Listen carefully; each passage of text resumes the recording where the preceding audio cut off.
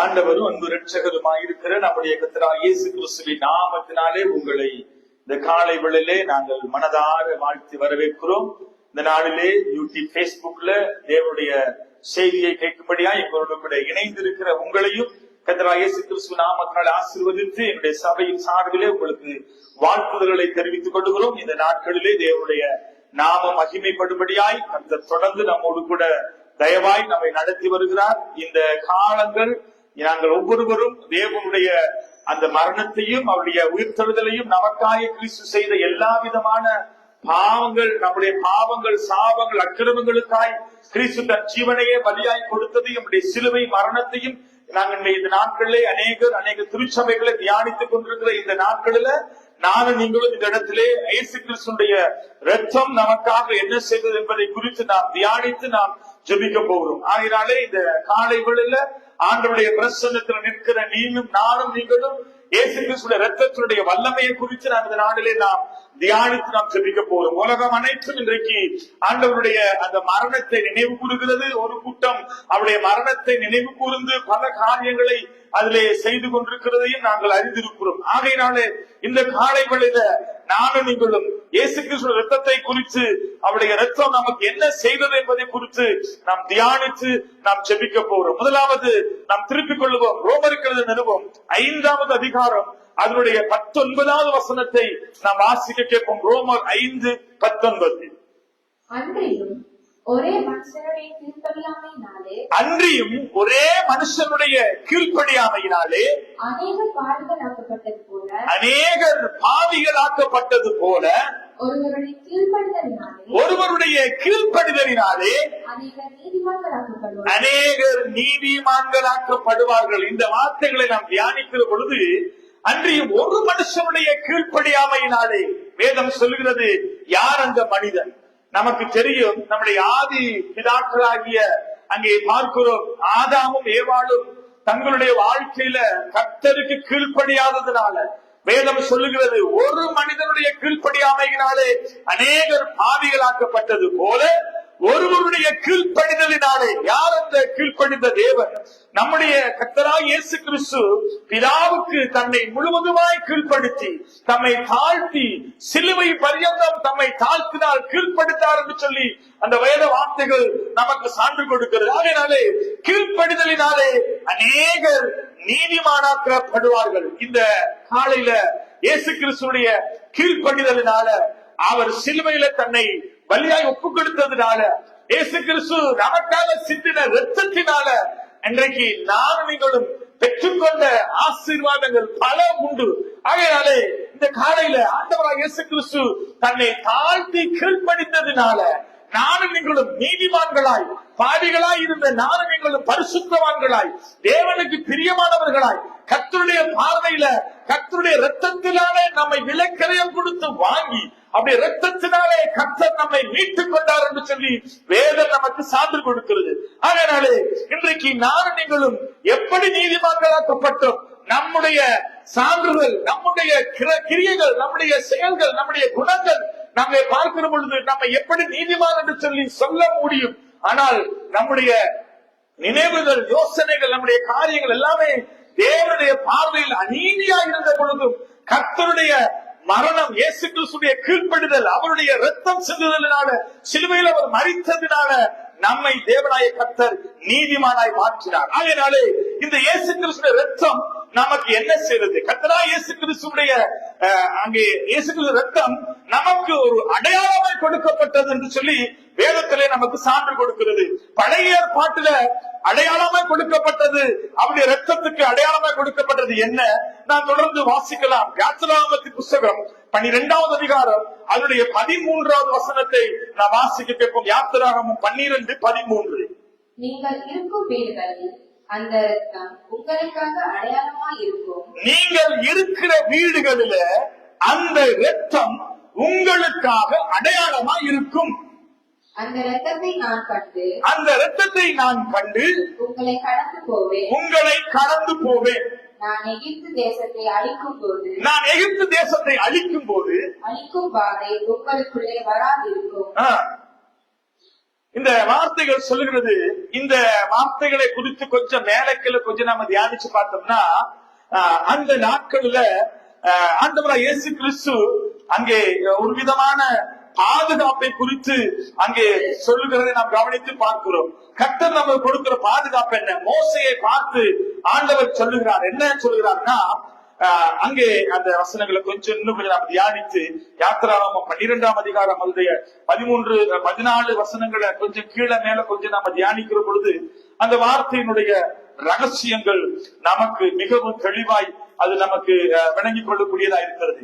மோசையிடத்திலே ஆண்டவர் அங்கே தரிசனமாகி மோசையோடு கூட ஆண்டவர் சொல்ற ஒரு காரியம் என்னவென்றால், பாருங்க, இன்றைக்கு நானும் நீங்களும் இன்றைக்கு பாதுகாப்பாய் இருப்பதற்கு அல்லது நமக்கு மீட்பு அல்லது நம்மை பாதுகாப்பதற்கு இரத்தமாகிய கிறிஸ்துவின் இரத்தம் நமக்கு கொடுக்கப்பட்டிருக்கிறது. இந்த இரத்தத்தினுடைய பாதுகாப்பு பழைய ஏற்பாட்டுல எப்படி இருந்தது, புதிய ஏற்பாட்டுல எப்படி இருந்தது என்று நான் உங்களுக்கு காண்பித்துக் கொடுத்து செபிக்க விரும்புகிறேன். நீங்கள் இங்கே மோசையினுடைய காலங்களிலே அங்கே ஆண்டவர் அவங்களை பார்த்து சொல்கிறார். 12வது வசனத்திலே வாசிக்கலாம். 12:12 அந்த ராத்திரியிலே நான் எகிப்து தேசம் எங்கும் கடந்து போய் எகிப்து தேசத்தில் உள்ள மனிதர் கொண்டு மிருக ஜீவன்கள் மட்டும் முதற்பேராய் இருக்கிறவைகளை எல்லாம் அதம் பண்ணி எகிப்து தேவர்களின் மேலே நீதியை செலுத்துவேன், நானே கர்த்தர். ஆண்டவர் எகிப்தினுடைய தேசத்தை அழிக்கும்படி அல்லது அவர்களுக்கு விரோதமாய் தன்னுடைய கரத்தை நீட்டும்படி அவர் கடந்து வருகிற பொழுது ஆண்டவர் அங்கே தன்னுடைய ஜனத்தை அல்லது தன்னுடைய பிள்ளைகளை பாதுகாக்கும்படிக்கு ஆண்டவர் ஒரு சில அடையாளத்தை அங்கே கொடுக்கிறார். என்ன அடையாளம் என்றால், அங்கே பார்க்கிறோம் 13ஆம் வசனத்துல, நீங்கள் இருக்கிற வீடு அந்த இரத்தம் உங்களுக்கு அடையாளமாய் கொடுக்கப்பட்டிருக்கிறது. பாருங்க, அடையாளமாய் இருக்கட்டும். இந்த இரத்தத்தை நான் கண்டு உங்களை கடந்து போவேன். நான் எகிப்து தேசத்தை அழிக்கும் போது அழிக்க வாடகை உங்களுக்குள்ளே வராதிருக்கும்படிக்கு நான் அந்த நாள் உங்களுக்கு நினைவு கூறுதலா இருக்கட்டும். அங்கே பார்க்கிறோம் இந்த மேல் பகுதியில அங்க பார்க்கிறோம் 10வது வசனம் 12ஆம் அதிகாரம் 10வது வசனத்துல யாத்திராகமத்துல ஆண்டவருடைய வேதம் சொல்லுகிறது எப்படின்னா, 8வது வசனம், அந்த ராத்திரியிலே அதன் மாமிசத்தை நெருப்பிலே சுட்டு புசிப்பில்லாத அப்பத்தோடு கசப்பான கீரையோடும் அதை புசிக்க கடவர்கள். பச்சையையும் தண்ணீரையும் அங்கே பார்க்கிறோம். தண்ணீரும் அவிக்கப்பட்டதாய் அல்ல, அதிலே தலையையும் அதன் தொடைகளையும் அதற்குள்ள யாவையும் ஏகமாய் நெருப்பிலே சுட்டு அதை புசிப்பீர்களாக. அதிலே ஒன்றையும் விடிய காலம் நீதி வரைக்கும் அங்கே வைத்திருக்கல் ஆகாது. இந்த வசனங்கள் எல்லாம் நான் வாசிக்கிற பொழுது ஆண்டவர் ஒரு ஆட்டுக்கடாவை அடித்து அதை அவர் அதனுடைய இரத்தத்தை எடுத்து அதை தான் அங்கே அந்த சரீரத்திலே அங்கே பூசும்படியாக அங்கே கொடுக்கப்படுகிறது. அங்கே தொடர்ந்து நான் வாசிக்கிற பொழுது 21வது வசனம் 12ஆம் 21 பார்க்கிற பொழுது, அப்பொழுது மோசே இஸ்ரவேல் மூப்பர்கள் யாவரையும் அழைப்பித்து, நீங்கள் உங்கள் குடும்பங்களுக்கு தக்கதாய் உங்களுக்கு ஆட்டுக்குட்டியை தெரிந்து கொண்டு பாஸ்காவை அடித்து ஈசோப்பு கொழுந்துகளினாலே கொத்தை எடுத்து கிண்ணியிலே இருக்கும் இரத்தத்தை தோய்த்து அதிலே இருக்கும் இரத்தத்தை அந்த இரத்தத்தையும் வாசல்கள் நிலைகளிலும் சட்டத்திலையும் வாசலின் நிலை கால்களிலே இரண்டிலையும் தெளியுங்கள். விடிய காலம் வரைக்கும் உங்களில் ஒருவரும் வீடு வாசலை விட்டு புறப்பட வேண்டாம். கர்த்தர் எகிப்தியரை அதம் பண்ணுவதற்கு கடந்து வருவார். நிலையில் மேற்சட்டத்திலே வாசல்களின் நிலைக்கால்களிலே இரண்டிலும் அந்த இரத்தத்தை காணும் போது கர்த்தர் சங்காரனை அங்கே உங்கள் வீடுகளிலே உங்களை அதம் பண்ணுகிறதற்கு வரவிடாமல் வாசப்படியிலே விலக்கி கடந்து போக பண்ணுவார். இந்த காரியத்தை உங்களுக்கும் உங்கள் பிள்ளைகளுக்கும் நித்திய நியாயமாய் கை கொள்ள கடவீர்கள். ஆண்டவருடைய வேதம் சொல்லுகிறது, பழைய ஏற்பாட்டுல அங்கே ஜனங்களை கர்த்தர் பாதுகாப்பதற்கு ஒரு ஆட்டுக்கடாவை அடித்து அதனுடைய இரத்தத்தை நிலைக்கால்களிலே பூசி ஆண்டவர் அங்கே அது உனக்கு பாதுகாப்பாக இருக்கும் என்று சொல்லி பழைய ஏற்பாட்டுல அதையே செய்தார்கள். புதிய ஏற்பாட்டுல ஆண்டவராய் இயேசு கிறிஸ்துவின் இரத்தம் நமக்கு அது ஒரு அதிகாரமாய் அல்லது அது ஒரு அடையாளமாய் கொடுக்கப்பட்டிருக்கிறது. யோவான் சுவிசேஷம் 6வது அதிகாரம் அதனுடைய 54வது வசனத்திலே நாம் வாசிக்கிற பொழுது இந்த இயேசு கிறிஸ்துவின் இரத்தம் புதிய ஏற்பாட்டுல எதற்கு நமக்கு அடையாளமாக கொடுக்கப்பட்டிருக்கிறது? வாசிக்க கேட்போம். யோவான் 6:54. என் மாமிசத்தை புசித்து என் இரத்தத்தை பானம் பண்ணுகிறவனுக்கு நித்திய ஜீவன் உண்டு. நான் அவனை கடைசி நாளிலே எழுப்புவேன். இங்க வேதம் சொல்லுகிறது, என் மாமிசத்தை புசித்து என் ரத்தத்திலே பானம் பண்ணுகிறவனுக்கு நித்திய ஜீவன் உண்டு. இங்கே பார்க்கிறோம், பழைய ஏற்பாட்டுல பாதுகாப்பு காணப்பட்டது அந்த ஆட்டுக்குட்டி ரத்தத்தை நிலைக்காலங்களிலே பூசி இருக்கிற பொழுது. புதிய ஏற்பாட்டுல நமக்கு பாதுகாப்பாய் அல்லது நமக்கு நித்திய ஜீவனை கொடுக்கும்படிக்கு இயேசு கிறிஸ்துவின் அந்த கல்வாரி ரத்தத்தினாலே நமக்கு மீட்பு உண்டு என்பதையும், இந்த ரத்தத்தை நாம் குடிக்கும் பொழுது அதிலே நாம் என்ன செய்யப்படுகிறோம் என்றால் நாங்க நித்திய ஜீவனை பெற்றுக் கொள்கிறோம் என்பதை இன்றைக்கு வேதம் நமக்கு சான்று கொடுக்கிறது. அப்படியானால் பழைய ஏற்பாட்டுல ஆட்டுக்குட்டி ரத்தத்தை நிலைக்கால்களிலே பூசி இருந்ததினாலே சங்கார தூதனாலே அவர்கள் சங்கரிக்கப்படாதபடிக்கு பாதுகாக்கப்பட்டார்கள். புதிய ஏற்பாட்டுல நமக்கு பாதுகாக்கும்படிக்கு இயேசு கிறிஸ்துவின் கல்வாரி ரத்தத்தை நமக்காய் அவர் சிந்தினார். அவருடைய ரத்தத்தை நாம் புசிக்கும்படிக்கு பழைய ஏற்பாட்டில் அடையாளமா கொடுக்கப்பட்டது ஆட்டுக்குட்டி ரத்தத்தை பூசும்படியாக, புதிய ஏற்பாட்டில் நமக்கு அடையாளமா கொடுக்கப்பட்டிருக்கிறது அவருடைய ரத்தத்தை நாம் புசிக்கும்படி. அப்படியானால் அவருடைய ரத்தத்தை புசிக்கிறதுக்கு தேவன் நமக்கு அனுமதி கொடுத்திருக்கிறார். எப்படியானால் அது நமக்கு அடையாளமாய் திருவிருந்து பந்தியாய் கர்த்தருடைய பந்தியாய் நமக்கு அது கொடுக்கப்பட்டிருக்கிறது. அப்படியானால் தொடர்ந்து இயேசு கிறிஸ்துடைய அந்த ரத்தத்தை நாம் நினைவு கூறுவதற்கு அல்லது அதை புசிப்பதற்கு தேவனாய கர்த்தர் நமக்கு ஒரு கட்டளை என்றிருக்கிறார். 1 கொரிந்தியர் 11ஆம் அதிகாரத்திலே 25ஆம் வசனத்தை நாம் வாசிக்கிற பொழுது அங்கே வேதம் சொல்லுகிறது, என்னை நினைவு கூறும்படி இதை செய்யுங்கள். எதை என்றால் அவருடைய மரணத்தையும் உயிர்த்தெழுதலையும் நினைவு கூறும்படி இந்த அப்பத்திலும் இந்த பாத்திரத்திலும் நான் நீங்களும் பானம் பண்ண கடவர்கள் என்று வேதம் நமக்கு நியமமாய் அல்லது கட்டளையாய் கொடுக்கப்பட்டிருக்கிறது. இயேசு கிறிஸ்துவின் ரத்தத்தை புசிக்கிறவனுக்கு அல்லது அதிலே பானம் பண்ணுகிறவனுக்கு நித்திய ஜீவன் உண்டு என்பதை அந்த வேத வார்த்தைகள் நமக்கு சான்று கொடுக்கிறது. இன்றைக்கு நாம் நிறைய நேரங்களில ஆண்டவருடைய பிரசன்னத்தில் அமர்ந்து அவருடைய அடையாளமாய் கொடுக்கப்பட்ட அந்த திருவிருந்தை நாம் அதை அனுபவிக்கும் பொழுது நானும் நீங்களும் அதிலே நாம் என்ன செய்யப்படுகிறோம், பாதுகாக்கப்படுகிறோம். அதிலே நமக்கு பாதுகாப்பு உண்டு என்பதை இந்த வேதங்கள் நமக்கு சான்று கொடுக்கிறது. ஆகையாலே தொடர்ந்து நான் உங்களுக்கு காண்பித்து கொடுத்து நான் செபிக்க விரும்புகிறேன்.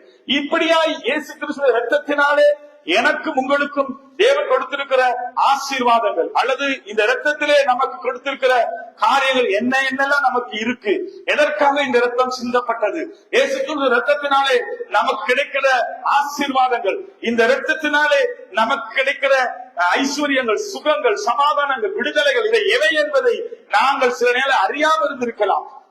இந்த இயேசு கிறிஸ்து இரத்தத்திலே கொடுத்த வல்லமையை நாம் அறிந்து கொள்ளாமல் இருக்கலாம். நான் தொடர்ந்து அநேக காரியங்களை இந்த நாளில் உங்களுக்கு நான் காண்பித்து கொடுத்து நான் ஜெபிக்க விரும்புகிறேன்.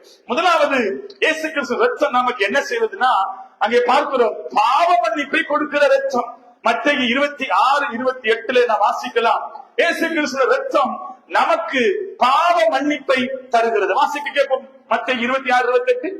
இது பாவமன்னிப்பு உண்டாகும்படி அனைவருக்காக சிந்தப்படுகிற புது உடன்படிக்கைக்குரிய என்னுடைய ரத்தமாய் இருக்கிறது. பாருங்க, இது பாவ மன்னிப்புக்காக அநேகருடைய பாவங்களை மன்னிக்கிறதற்காக சிந்தப்பட்ட இயேசு கிறிஸ்துவின் ரத்தம் ஆகிய புதிய உடன்படிக்கையா இருக்கிறது. முதலாவது நாம் தெரிந்து கொள்ள வேண்டும், இயேசு கிறிஸ்து எங்களுக்காக சிந்தின ரத்தம் நம்முடைய பாவத்தை மன்னிக்கிறது என்பதை.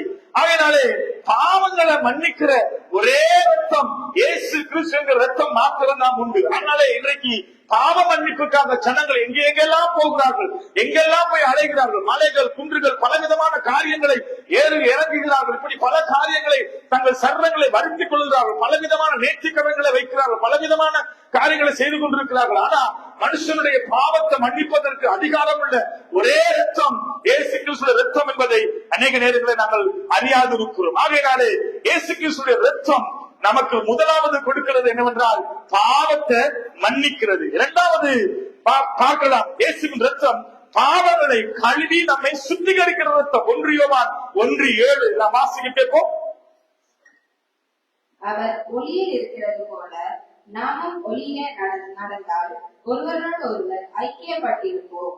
அவருடைய குமாரனாகிய இயேசு கிறிஸ்துவின் ரத்தம் சகல பாவங்களையும் நீக்கி நம்மை சுத்திகரிக்கும். பாருங்க, இயேசு கிறிஸ்துவின் ரத்தம் சகல பாவங்களையும் நீக்கி நம்மை சுத்திகரிக்குமா. இன்றைக்கு நம்முடைய பாவங்களை நீக்கக்கூடிய அல்லது பாவத்தை மன்னிக்கக்கூடிய நம்மை சுத்திகரிக்கக்கூடிய ஒரு ரத்தம்னா பூமியில நமக்காய் சிந்தப்பட்டது என்பதை நானும் நீங்களும் மறந்து போக கூடாது. அதனாலே இந்த இயேசு கிறிஸ்துவின் ரத்தத்தை ஒருவேளை நம்முடைய வல்லமையை நாம் அறியாதிருந்தோமானால் நாம் அறிந்து கொள்ள வேண்டும். அவருடைய ரத்தம் நம்மை கழுவுகிறது, சுத்திகரிக்கிறது, பாவங்களை மன்னிக்கிறது என்பதை குறித்து வேதம் நமக்கு தெளிவாய் சான்று கொடுக்கிறது.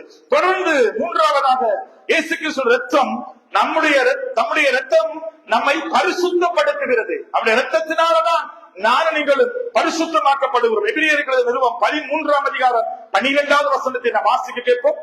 அந்தபடியே இயேசுவும் தம்முடைய சொந்த ரத்தத்தினாலே ஜனத்தை பரிசுத்தம் செய்யும்படியாக நகர வாசலுக்கு புறமே பாடுபட்டார். இயேசு கிறிஸ்து எதற்கு பாடுபட்டார்னா, தம்முடைய சொந்த ரத்தத்தினால ஜனங்களை பரிசுத்தப்படுத்தும்படிக்கு அவர் பாடுபட்டாராம். இன்றைக்கு இயேசு கிறிஸ்துடைய பாடுகளை அநேக திருச்சபைகள் அநேகர் இன்றைக்கு நினைவு கூறுகிறார்கள். ஆனா இயேசு ரத்தம் எதற்காக சிந்தப்பட்டது என்கிற சரியான அர்த்தம் தெரியாமல் ஏதோ ஒரு காரியத்தை செய்து கொண்டு 40 நாட்கள் நாங்க உபவாசம் இருக்கிறோம், நாங்க 40 நாட்கள் மச்சம் சாப்பிடுவதில்லை, மாமிசம் சாப்பிடுவதில்லை, இப்படி எல்லாம் சொல்லி செய்யறாங்க.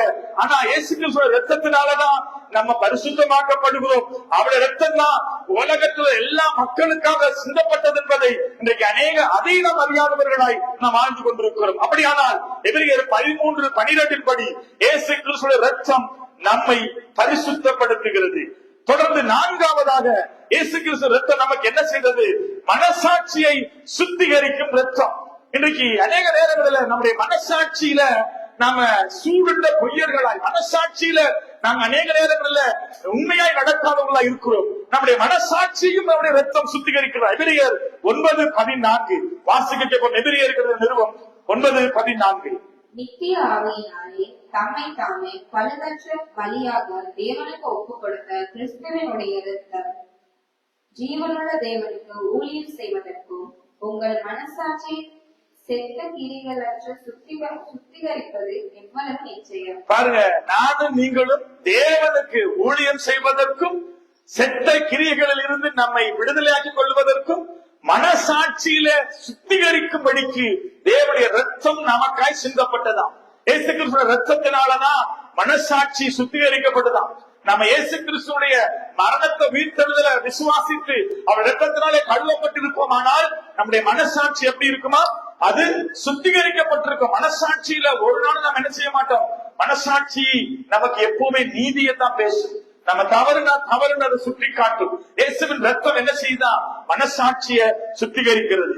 தொடர்ந்து ஐந்தாவதாக இயேசு கிறிஸ்துவின் ரத்தம் பரலோகத்திற்கு பிரவேசிக்கிற அல்லது பரிசுத்த ஸ்தலத்துக்குள்ள பிரவேசிக்கிறதற்கு தைரியமாய் நம்மை கூட்டி சேர்க்கிற ஒரு ரத்தம்.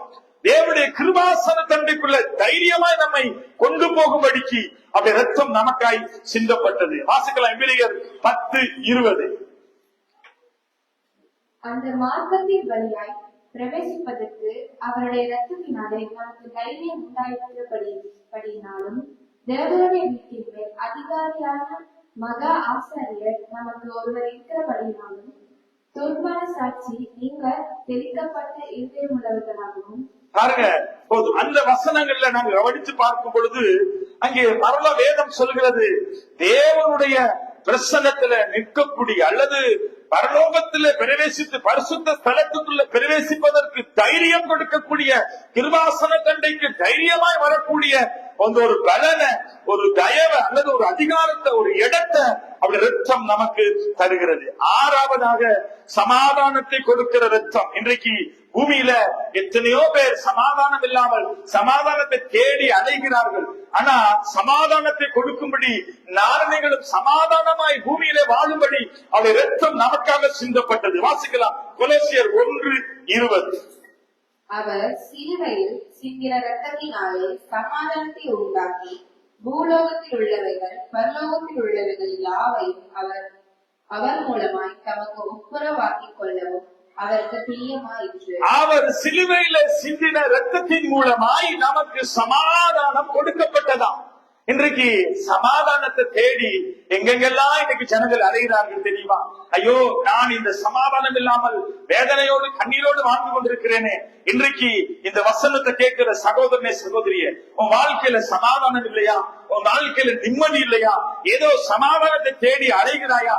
ஆண்டவராய் இயேசு கிறிஸ்துடைய சிலுவையில சிந்தின இரத்தத்தினாலே உனக்கு சமாதானத்தை அவர் கொடுக்கும்படி சமாதானத்தை உண்டு கொண்டு ஆக்கினை அவரே வந்தது என்று சொல்லி வேதம் நமக்கு சான்று கொடுக்கிறது. அப்படியானால் சமாதானத்தின் பிரபு, சமாதான காரணர் அவருடைய இரத்தத்தினாலதான் நானும் நீங்களும் சமாதானமாய் சுகமாய் வாழ நமக்காக தன் ஜீவனையை கொடுத்தார் என்பதை நாம் அறிந்திருக்க வேண்டும். தொடர்ந்து 7ஆவதாக இயேசு கிறிஸ்துவின் இரத்தம் நமக்காக என்ன செய்தது?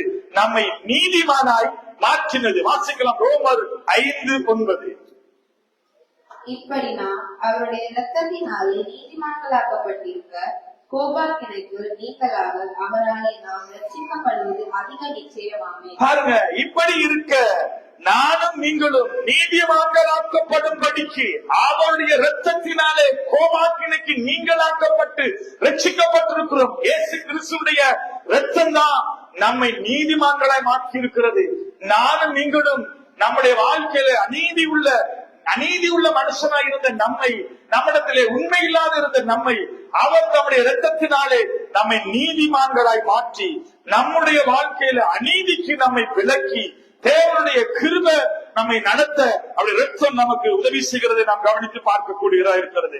தொடர்ந்து 8ஆவதாக தேவனை விட்டு தூரமாய் இருப்பவர்களை அவருக்குள் சமீபமாய் கொண்டு வருவதற்கு அவருடைய இரத்தம் உதவி செய்கிறதா.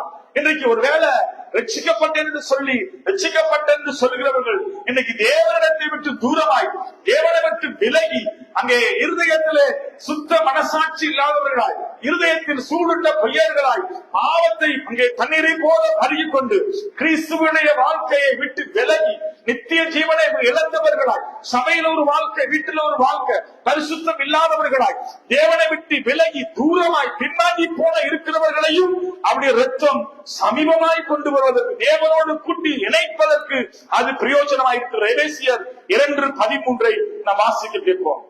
முன்னே தூரமாய் இருந்த நீங்கள் இப்பொழுது கிறிஸ்து இயேசுவுக்குள் இரத்தத்தினாலே சமீபமாய் இருக்கிறீர்கள். பாருங்க, முன்னே தூரமாய் இருந்த நானும் நீங்களும் இப்பொழுது கிறிஸ்து இயேசுவுடைய இரத்தத்தினாலே சமீபமாக்கப்பட்டிருக்கிறோம்.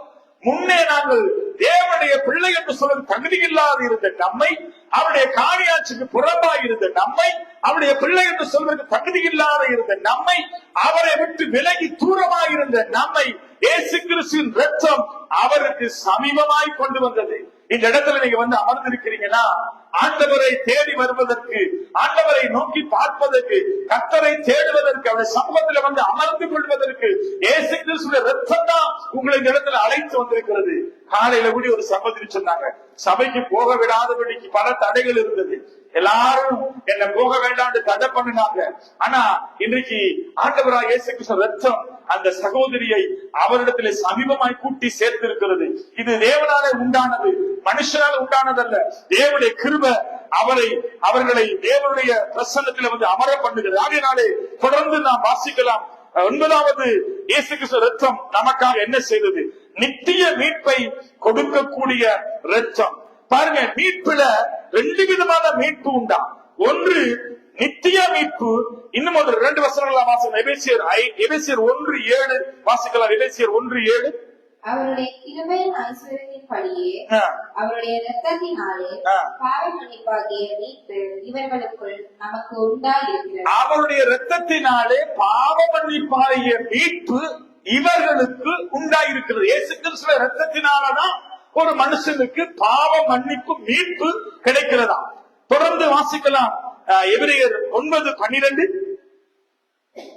வெள்ளாட்டுக்கடா, இளங்காலை இவைகளுடைய இரத்தத்தினாலே அல்ல, தம்முடைய சொந்த இரத்தத்தினாலும் ஒரே தரம் மகா பரிசுத்த ஸ்தலத்திலே பிரவேசித்து நித்திய மீட்பை உண்டு பண்ணினார்.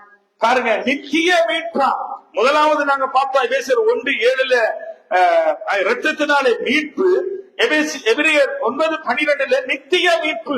பாருங்க, எதனால நித்திய மீட்பு கிடைக்குதுன்னா ஆட்டுக்குட்டி இரத்தத்தினால அல்ல, அவருடைய சொந்த இரத்தத்தினால நமக்கு ஒரு நித்திய ஜீவன், நித்திய மீட்பு. அவருடைய இரத்தம் நம்மை சதாகால நித்தியத்துக்குள்ள நம்மை அழைத்து செல்ல, நம்மை மீட்டுக் கொள்ள அந்த இரத்தம் நமக்கு உதவியா இருக்கிறது. ஆகையினால நித்திய மீட்புக்கென்று நம்முடைய இரத்தம் நம்மை அவரிடத்திலே கொண்டு வருகிறது. மீட்பு, பாவ மன்னிப்புக்குரிய மீட்பு, நித்திய மீட்பு என்று சொல்லி 2 விதமான மீட்பை ரத்தம் நமக்கு தருகிறது. 10ஆவதாக பார்க்கலாம், இயேசு கிறிஸ்து ரத்தம் பரிந்து பேசுகிற ரத்தம், நன்மையானவைகளை தரும் ரத்தம். வாசிக்கலாம் எபிரேயர் 12:24. எபிரேயர் 12:24. புது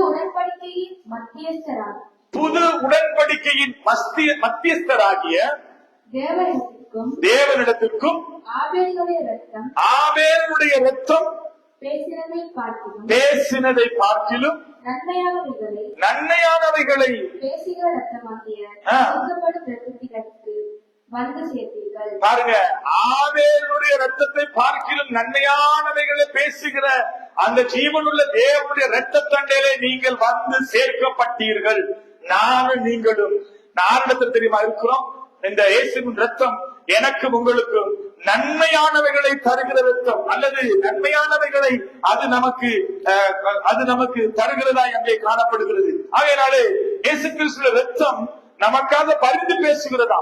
எதை பரிந்து பேசுகிறதுனா, பிதாவினுடைய வலது மாம்சத்துல அவர் உட்கார்ந்து இருந்து நமக்காகவும் நம்முடைய மீட்புக்காகவும் நம்முடைய ரட்சிப்புக்காகவும் தேவனிடத்திலே நமக்காய் பரிந்து பேசுகிற இரத்தமாய் அது காணப்படுகிறது. தொடர்ந்து 11வது காரியம் வாசிக்கலாம். இங்கே பிசாசை ஜெயிக்க உதவுகிற இரத்தம், வலு சர்ப்பத்தை ஜெயிப்பதற்கு அல்லது பிசாசுடைய கிரியைகளை, சாத்தானுடைய கிரியைகளை ஜெயிப்பதற்கு இந்த இயேசு கிறிஸ்து ரத்தம் நமக்கு உதவி செய்கிறது. வாசிக்கலாம் வெளிப்படுத்தின சுவிசேஷம் 12:11. மரணம் நேருகிறதா இருந்தாலும் அதற்கு தப்பும்படி தங்கள்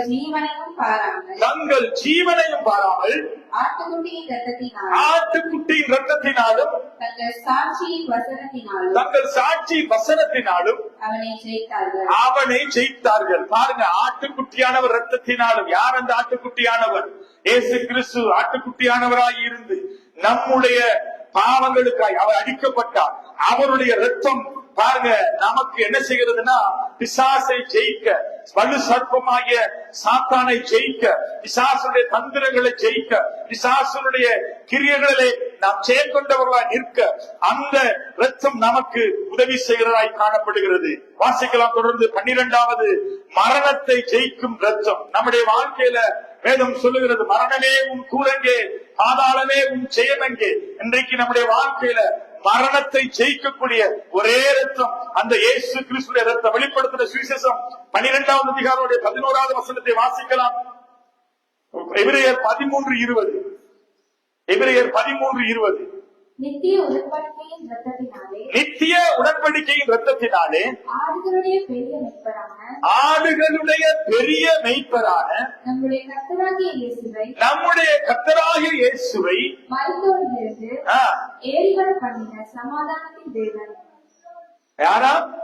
மரித்தோர்ல இருந்து ஏறி வர பண்ணின சமாதானத்தின் தேவனா. இன்றைக்கு நம்மை மரணத்தில இருந்து தப்புவிக்கும்படிக்கு அல்லது மரணத்தை ஜெயிக்கும்படிக்கு நமக்கு விரோதமாய் எழும்புகிற எல்லா விதமான மரணத்தின் கிரியைகள் அல்லது மரண சாப கட்டுக்கள் இருந்து கர்த்தர் நம்மை ஜெயிக்கும்படிக்கு அவருடைய இரத்தம் நமக்காய் சிந்தப்பட்டது. தொடர்ந்து வாசிக்கலாம் 13.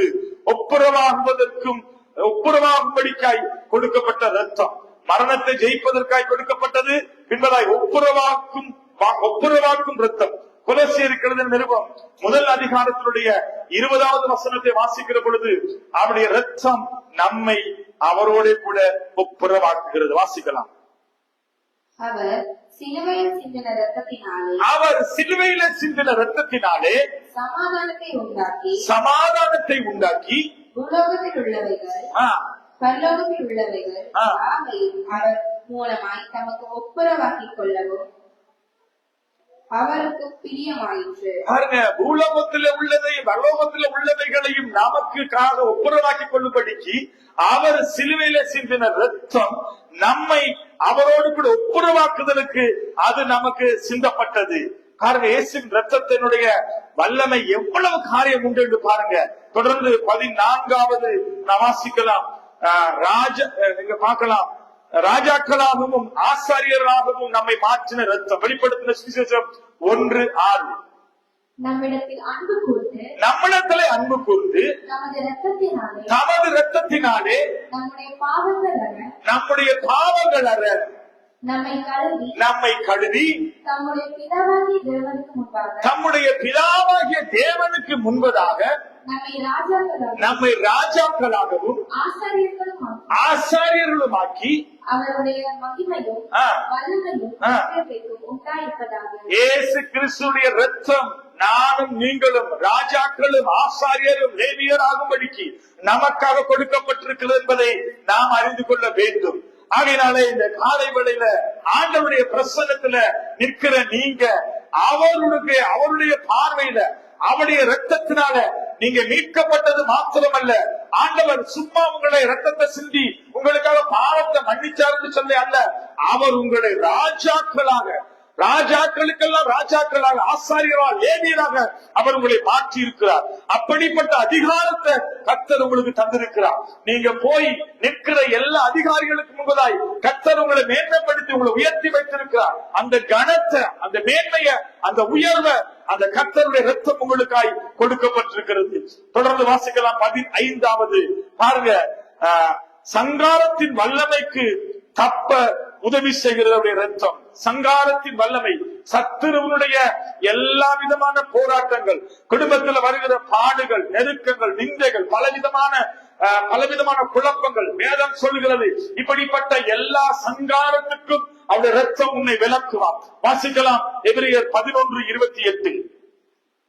விசுவாசத்தினாலே முதற் பேரானவைகளை சங்காரிக்கிறவன் இஸ்ரவேலரை தொழாத படிக்கும் அவன் பாஸ்காவை இரத்தம் பூசுதலாகிய நியமத்தையும் ஆசரித்தான். பாருங்க, பழைய ஏற்பாட்டுல இஸ்ரவேலரை தொடாதபடிக்கு, சங்கார தூதன் வந்து வலி விலகி போகும்படிக்கு, சங்காரத்தின் வல்லமைக்கு தப்ப உதவி செய்கிறது இயேசு கிறிஸ்துவின் இரத்தம். எபிரேயர் 11:28 நாங்கள் வாசிக்கிறோம். 28 அவருடைய இரத்தம் சத்துருவினுடைய வல்லமைக்கு, சத்துருவினுடைய திட்டங்களுக்கு, சூழ்ச்சிகளுக்கு, உங்களுக்கு விரோதமாய் எழும்புகிற எல்லா சங்காரத்தினுடைய வல்லமைகளுக்கு விலக்கி உங்களை காத்து உங்களுக்கு ஜீவனை கொடுக்கக்கூடியதாய் அவருடைய இரத்தம் நமக்காய் பூமியில சிந்தப்பட்டது. ஆகையினாலே இந்த நாடுல ஒருவேளை நானும் நீங்களும் ஏதோ ஒரு காரியத்தை குறித்து பயந்திருக்கிறோமா, சத்துருடைய கிரிகளை குறித்து பயங்கி கலங்கி நடுங்கி நிற்கிறோமா? இன்றைக்கு ஆண்டவர் உங்களை பார்த்து சொல்லுகிறார், எந்த சத்துருடைய வல்லமைகளும் எந்த சங்காரத்தினுடைய அதிகாரங்களும் உங்களை தொடாதபடிக்கு அவருடைய இரத்தம் உங்களை காத்து பாதுகாத்து உங்களை நடத்துகிறது என்பதை நான் அறிந்து கொள்ள வேண்டும். தொடர்ந்து கடைசியாக ஆண்டவராய் இயேசு கிறிஸ்து இரத்தம் இத்தனை காரியங்கள் நமக்கு செய்தாலும் ஒரு முக்கியமான காரியம் உண்டு. நம்முடைய வாழ்க்கையில மரணத்துக்கு பின்பதாய் நித்திய ஜீவனை, சதாகால ஜீவனை, நித்திய ஜீவனை கொடுக்கும்படிக்கு இயேசு கிறிஸ்து இரத்தம் நமக்காய் சிந்தப்பட்டதா. வாசிக்கலாம் யோவான் எழுதின சுவிசேஷம் 6:54. என் மாம்சத்தை புசித்து என் இரத்தத்தை பானம் பண்ணுகிறவனுக்கு நித்திய ஜீவன் உண்டு. போதும். இந்த இயேசு கிறிஸ்துவின் இரத்தத்துல நமக்கு நித்திய ஜீவன், சதாகால ஜீவனைய தேவனாய் கர்த்தர் வைத்திருக்கிறார். ஆகையினாலே ஒரு மனுஷனுடைய வாழ்க்கையில கடைசி காலத்துல அவன் மரித்து அல்லது கடைசி நியாயத்திற்குள்ள நிற்கிற பொழுது அவனை பரிசுத்தமாய் வாழுவதற்கு அல்லது அவனை நித்தியத்துக்குள்ளே கொண்டு போவதற்கு, சதாகால ஜீவனுக்குள்ள அவனை அழைத்து செல்வதற்கு இயேசு கிறிஸ்துவின் இரத்தம் நமக்காய் இந்த பூமியிலே சிந்தப்பட்டது. இன்றைக்கு இந்த இரத்தம் நமக்காக என்ன செய்தது என்று தெரியாதவர்களாய் பல நேரத்துல பல காரியங்களை இன்றைக்கு நாம் செய்து கொண்டிருக்கிறோம். அதனாலே இயேசு கிறிஸ்துவின் இரத்தம் நமக்காக என்ன செய்தது? சாதாரணமாக நாங்களும் அதை நினைக்க கூடாது. இத்தனை பெரிய காரியங்கள், இதை விட இன்னும் அதிகமான காரியங்கள் வேதாகமத்திலே உண்டு. ஆனாலும் ஒவ்வொன்றையும் நாங்கள் எண்ணி பார்த்து தியானித்து இந்த இயேசு கிறிஸ்துவ இரத்தத்தினாலே நானும் நீங்களும் பெற்ற விடுதலை, சுகம், பாதுகாப்பு, நமக்கு இந்த இரத்தம் நமக்காக என்ன செய்யப்பட்டது என்று சொல்லி வேதம் பல சான்றுகளை, பல காரியங்களை நமக்கு தேவனாய கர்த்தருடைய வேதம் நமக்கு சான்று கொடுக்கிறது. ஆகையினாலே இந்த இரத்தத்தை புசிக்கிறவன் என்றென்றைக்கும் மறியான். இந்த இரத்தத்தை புசிக்கிறவனுக்கு நித்திய ஜீவன் உண்டு என்பதை இந்த வேத வசனம் நமக்கு சான்று கொடுக்கிறது. ஆகையாலே பானம் பண்ணும்படியாய் இந்த இரத்தம் நமக்கு கொடுக்கப்பட்டது, போஜனத்துக்காக நமக்கு கொடுக்கப்பட்டது.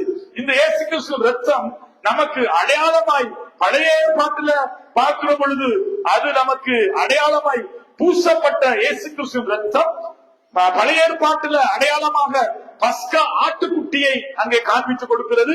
புதிய ஏற்பாட்டில இயேசு கிறிஸ்து ரத்தம் அங்கே பார்க்கிறோம் நமக்கு அடையாளமாக கொடுக்கப்பட்டிருக்கிறது. அதை நாம் புசிக்கும்படியாக தேவ சமூகத்திலே வைத்து அதை நாம் புசித்து அதிலே நினைவு கூறும்படி தேவனாய் கர்த்தர் நமக்கு அதை கொடுத்திருக்கிறார். புதிய ஏற்பாட்டில இயேசு கிறிஸ்து ரத்தம் சங்கார தூதனுக்கு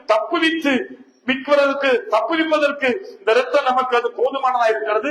அதனாலே சங்கார தூதன் கடந்து போகும்போது வீட்டுக்குள்ளே இப்படி கட்ட காரியங்களை ஆண்டவர் அங்கே காப்பாற்றும்படியாக பழைய ஏற்பாட்டுல அங்கே சொல்லப்பட்ட காரியங்கள் அந்த வீடுகளில நிலைக்காரர்களில அந்த ரத்தம் பூசப்பட்டிருக்கிற பொழுது அங்கே சங்கார தூதன் அந்த வழியாய் வரும் பொழுது அவன் பார்த்தது என்ன காரியம்னா, அங்கே சங்காரத்தும் கடந்து போகும்போது வீட்டுக்குள்ள இருக்கிறது பரிசுத்தவானா பாவியான்னு பார்க்கல, நீதிமானா அல்லது அநீதி செய்யறான்னு சொல்லி பார்க்கல. சங்காரத்துடன் பார்த்தது என்னன்னா ரத்தம் பூசப்பட்டிருக்கான்னு மட்டும்தான் பார்த்தான். இன்றைக்கு நான் உங்களை பார்த்து சொல்கிறேன், இன்றைக்கு நீங்க பாவியா இருக்கலாம், அநீதி உள்ள மனுஷனா இருக்கலாம், தேவனை விட்டு விலகி இருக்கலாம்.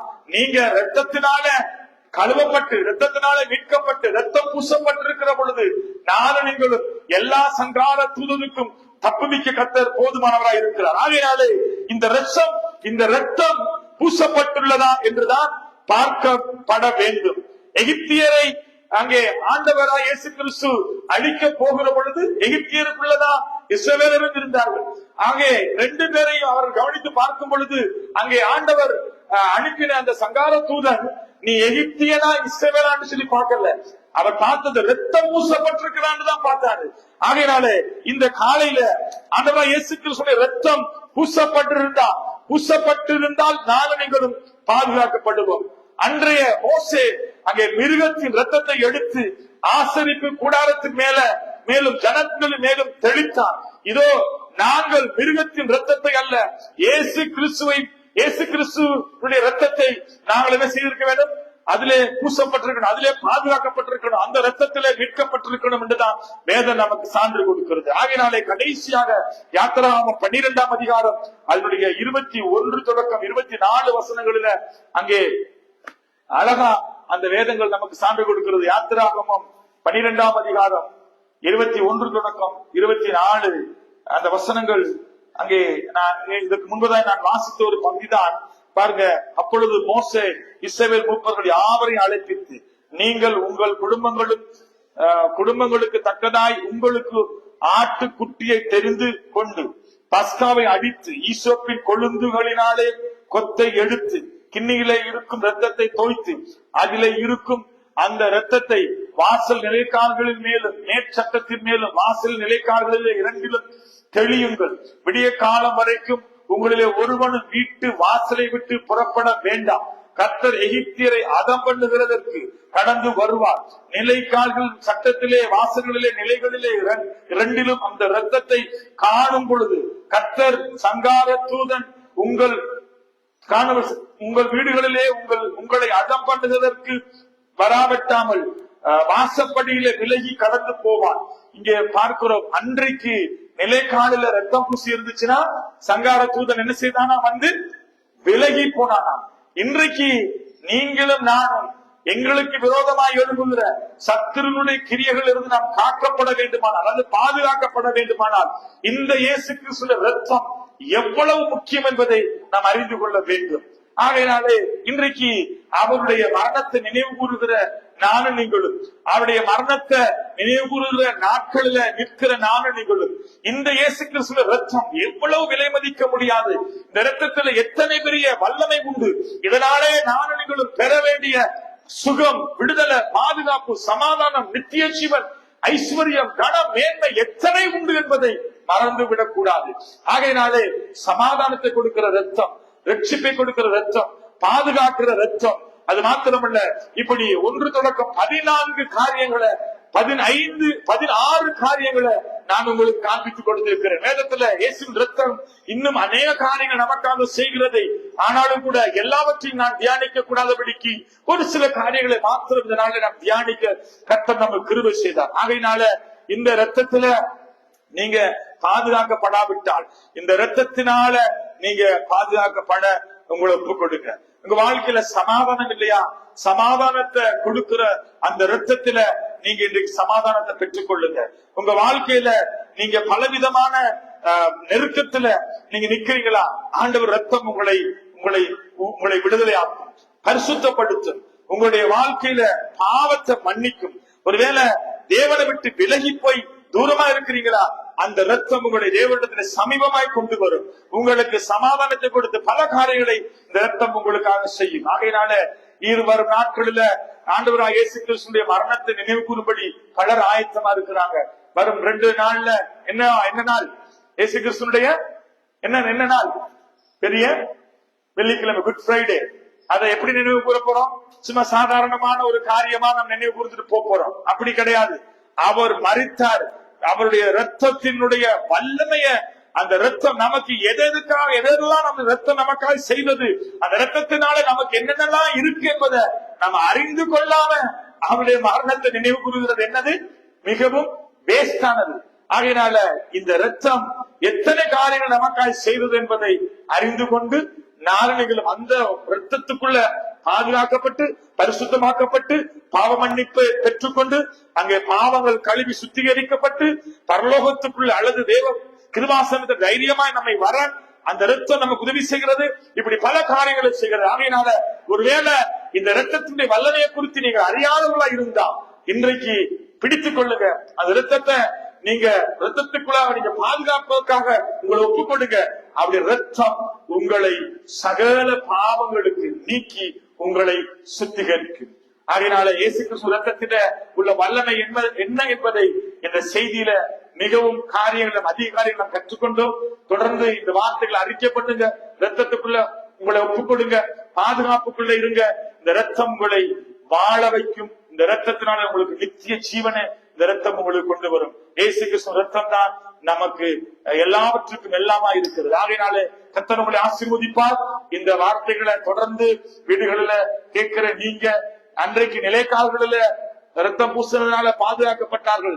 இன்றைக்கு இந்த ரத்தம் எங்க பூசப்பட்டிருக்கணும்னா நம்முடைய இருதயத்துல, சரீரத்துல, சிந்தையில, ஆவியில, ஆத்மாவில நாம இந்த ரத்தத்தினால பரிசுத்தமாக்கப்பட்டு, நாம இந்த ரத்தத்தினால அங்க நியாயம் தீர்க்கப்பட்டு, இந்த ரத்தத்தினால நம்ம காக்கப்பட்டு, இந்த ரத்தத்துல இருக்கிற வல்லமைக்குள்ள நாம் நடக்கும் பொழுது நமக்கு பாதுகாப்பை தேவன் தருகிறார். ஆகையினாலே தேவ சமூகத்துல நான் உங்களை ஆசீர்வதிக்கிறேன். இயேசு கிறிஸ்து ரத்தத்தினாலே நீங்க பெற்றுக்கொள்ள வேண்டிய விடுதலை, மீட்பு, ரட்சிப்பு, சுக, பலன், ஆரோக்கியம் இன்னும் அநேகம் உண்டு. எல்லாவற்றையும் நீங்கள் அறிந்து அதிலே நீங்கள் உங்களை சோதித்து பாருங்கள். கர்த்தர் உங்களை ஆசீர்வதித்து உங்களை மேன்மைப்படுத்தி உங்களை உயர்த்துவார். God bless you.